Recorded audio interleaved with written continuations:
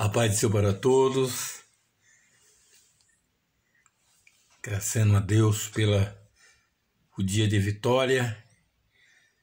E agora nesse momento venho para gravar esse comentário juntamente com vocês, esse discipulado, que tomamos Pedro como o discípulo. A Bíblia, eu e vocês, comentário com o pastor Jaime, Pedro igual a você.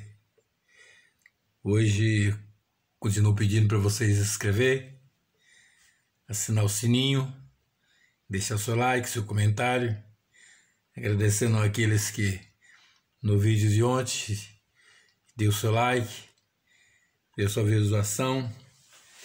Então hoje nós vamos dar continuidade, mas nós vamos ler aqui na primeira carta do apóstolo Pedro, nessa prefácio, nessa introdução. Pedro escreveu assim: Pedro, apóstolo de Jesus Cristo, aos estrangeiros dispersos no Ponto, na Galácia, Capadócia, Ásia e Bitínia, eleitos segundo a presciência de Deus Pai, em santificação do Espírito, para a obediência da expressão do sangue de Jesus Cristo, graça e paz vos seja multiplicado. Nós, quando vem aqui, nós estamos vendo o apóstolo Pedro, um ancião, bem idoso, muita experiência com Deus e muita experiência com o povo. Nós lembramos assim, quando nós vimos a caminhada do apóstolo Pedro, né? A caminhada do apóstolo Pedro. Quando nós vimos um rio grande e as suas águas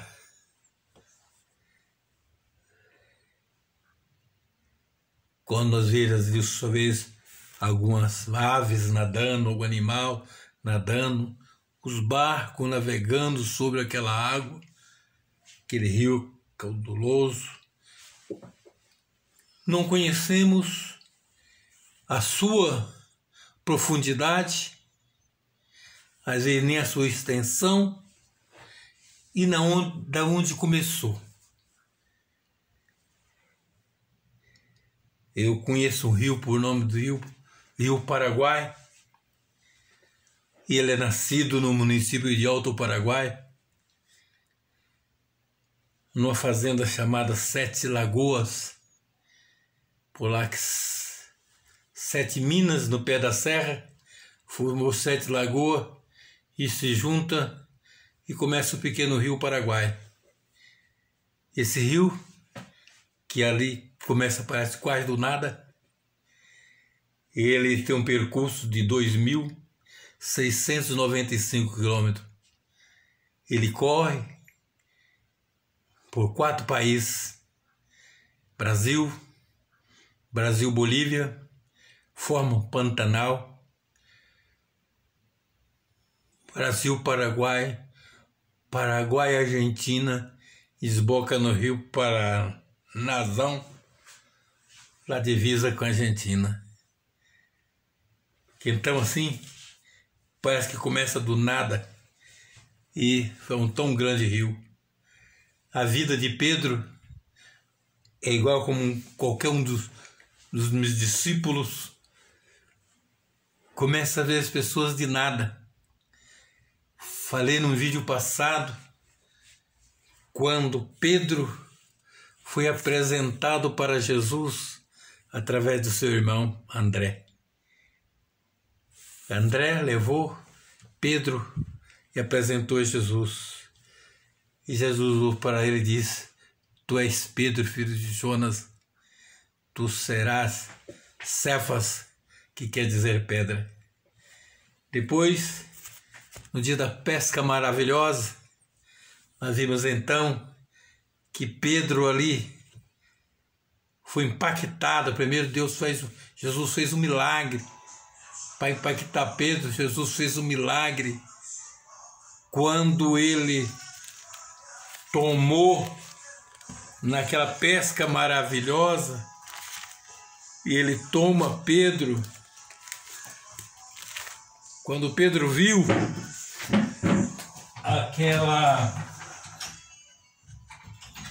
aquele milagre da pesca, ele até falou para Jesus afastar dele, que era um pecador. Jesus então convida ele para ser seu discípulo. E ali, daquele dia em diante, Pedro viu muitas coisas junto com Jesus para aprender. No capítulo 4 de Mateus, que nós lemos ontem, que ele disse: vinde após mim, e eu vos farei pescador de homens. Aí Pedro acompanha Jesus nesse aprendizado. Aqui agora Mateus começa então a escrever o que Jesus andou fazendo. O Sermão da Montanha, no capítulo 5, o capítulo 7 do Evangelho de Mateus, Pedro estava ali junto com Jesus, outros apóstolos, aprendendo com Jesus, vendo o que Jesus fazia. No capítulo 5, primeiramente, vê o Sermão das Montanhas, as beatitudes que fazem bem-aventurança. Pois, no mesmo capítulo, os discípulos são sal da terra e luz do mundo. Depois vem outro tema, o cumprimento da lei e dos profetas. Cada um sermão que o Senhor Jesus pregava com esse título. Depois, no capítulo 6, na continuação do sermão da montanha, a esmola, oração e jejum. E Pedro vai ali acompanhando. No capítulo 6 ainda, ele fala sobre o tesouro no céu, o olho puro, os dois senhores, a ansiosidade, a solicitude pela vida. No capítulo 7, no Sermão da Montanha, ele fala do hábito de julgar os outros, fala da bondade de Deus, e Pedro vem acompanhando. Os dois caminhos, os falsos profetas, que entra no reino dos céus, os dois alicerces, a autoridade de Jesus, a cura do leproso purificado, o centurião de Cafarnaum, a cura da sogra de Pedro, como devemos seguir a Jesus. Jesus apacigua a tempestade, os endemoniados de Gadarenos, os paralíticos de Cafarnaum, a vocação de Mateus, o jejum, tudo sermão que Jesus ia pregando e fazendo milagre, e o discípulo Pedro acompanhando. A cura da mulher que tinha um fluxo de sangue, a cura dos dois cegos e o mudo,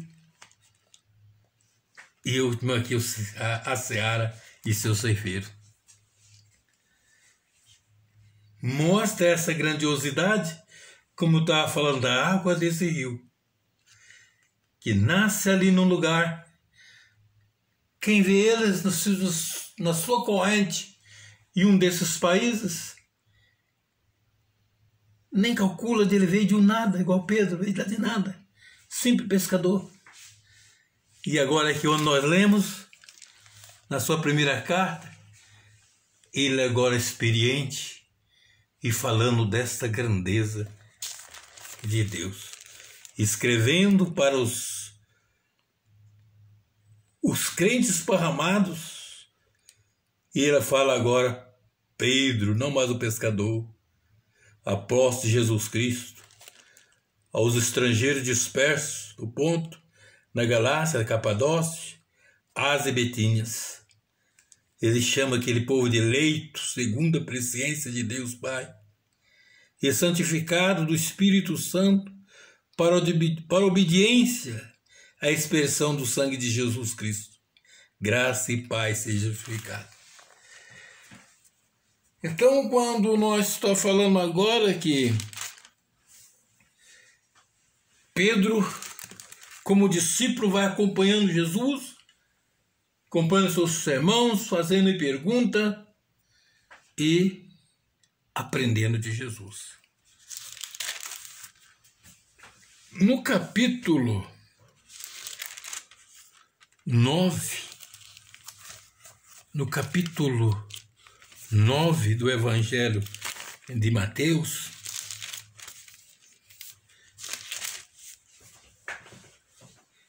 Jesus disse assim: e percorria Jesus todas as cidades e aldeias, ensinando na sinagoga deles e pregando o evangelho do reino e curando todas as enfermidades e mulheres entre o povo. E vendo a multidão, teve grande compaixão deles, porque andava desgarrado e errante como ovelha que não tinha pastor. Então disse aos seus discípulos: a seara realmente é grande, mas poucos são os ceifeiros. Quanto mais Jesus pregava, ensinava e curava e libertava as pessoas, mais gente chegava para ouvir. E ele então virou para os seus discípulos e disse: a seara é grande, poucas são os ceifeiros. Como dizendo assim: eu sozinho, como homem, não dou conta de atender todas as pessoas. Oram e pedem a Deus Pai que mande ceifeiro para a sua seara. Então, virando para os seus discípulos, ele escolheu 12. Aqui no capítulo 10 diz: os 12 e a sua missão. E chamando os seus 12 discípulos, deu-lhe poder sobre os espíritos imundos para expulsar e para curar toda enfermidade e todo mal. Então agora Jesus chama aqueles seus discípulos que eles tinham ensinado e transforma eles em apóstolos. Porque antes era só aprendiz. Estava aprendendo com Jesus. Eles continuam aprendendo com Jesus. Mas aqui agora eles deu missão. Ele deu agora para eles apóstolo de apóstolo. O que quer dizer apóstolo? Apóstolo é enviado. Ele diz que Jesus, então, chamando os seus 12 discípulos, deu-lhe poder sobre os espíritos imundos para expulsar e para curar toda enfermidade e todo mal. Antes Jesus estava fazendo sozinho. Agora Jesus viu mais 10 diante de ti, de 2 em 2, para fazer a mesma coisa que Jesus estava fazendo. E um deles agora escolhido, começa no versículo 2, ora, os nomes dos 12 apóstolos são estes. Primeiro, Simão, chamado Pedro. Irmãos Pedros, meus ouvintes Pedros, aqui, um dia Jesus disse para eles que vocês vão fazer mais milagres, mais obras do que eu faço. Então, você não pode ficar como um eterno aprendiz, como um eterno discípulo, só aprendendo. Pedro, aquele riozinho que nasce, como aquele riozinho que nasce lá no pé da serra, que vai aumentando as suas águas e percorre por 4 países. Assim Pedro também foi crescendo até chegar, quando você lê as cartas do Pedro, você vê a grandeza do seu conhecimento, do seu poder e da graça que Deus deu na vida dele. Pedro é igual a você. Qual a diferença de Pedro para você? Nenhuma. Só que Pedro, com seus acertos e seus erros, ele estava sempre ali disposto, aberto para aprender e deixar Deus usar nas suas mãos. Deixa Deus usar você na sua mão. Você que nos ouve nessa noite, estou orando por você. Pense nisso. Cresça na graça e no conhecimento. Deixa Deus te usar. Tem muitos